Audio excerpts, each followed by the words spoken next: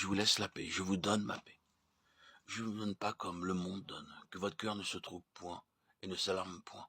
Jean 14, 27. Il y a encore des luttes dans la vie du chrétien spirituel, car la croissance s'opère par conquêtes successives, sans que notre paix soit troublée par ces conflits. L'âme sait qu'elle est victorieuse en Christ. Le chrétien spirituel ne pratique plus volontairement le péché. Il vit dans la pleine lumière de la présence de Christ. Sa communion avec le Père est entière, car il n'est plus troublé par le souvenir des fautes passées, par les appels de la conscience ou par les accusations du cœur. Il jouit d'une paix parfaite, d'une joie grandissante et d'un repos que rien ne trouble. Mais grâce soit rendue à Dieu qui nous donne la victoire par notre Seigneur Jésus-Christ. 1 Corinthiens 15, 57. Remarquez que le texte ne dit pas les victoires, mais la victoire. La victoire de la résurrection implique toutes les autres. Celui qui vous a rendu victorieux sur un péché peut vous faire triompher de tous les péchés. Celui qui vous a gardé du péché pendant un instant peut vous en préserver toute une journée, tout un mois. La victoire sur le péché nous est donnée par Christ et elle est nôtre, pour autant que nous nous l'approprions. Mais dans toutes ces choses, nous sommes plus que vainqueurs par celui qui nous a aimés. Romains 8, 37.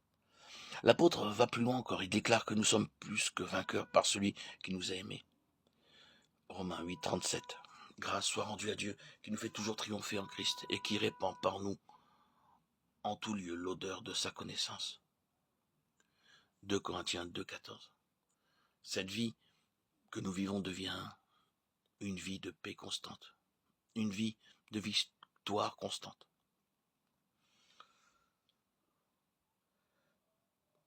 Soulignons le mot toujours. Grâce soit rendue à Dieu qui nous fait toujours triompher en Christ. 2 Corinthiens 2, 14. La victoire ne se produit pas qu'à certaines heures, dans certains lieux ou dans certaines circonstances. Dieu nous dit qu'il peut nous faire toujours triompher en Christ. Quelqu'un dira, c'est très facile pour vous d'affirmer que cette victoire est possible.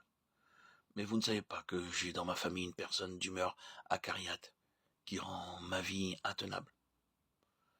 C'est vrai, j'ignore les circonstances de votre vie, mais Dieu les connaît. C'est lui qui a aspiré et inspiré à l'apôtre ce mot toujours.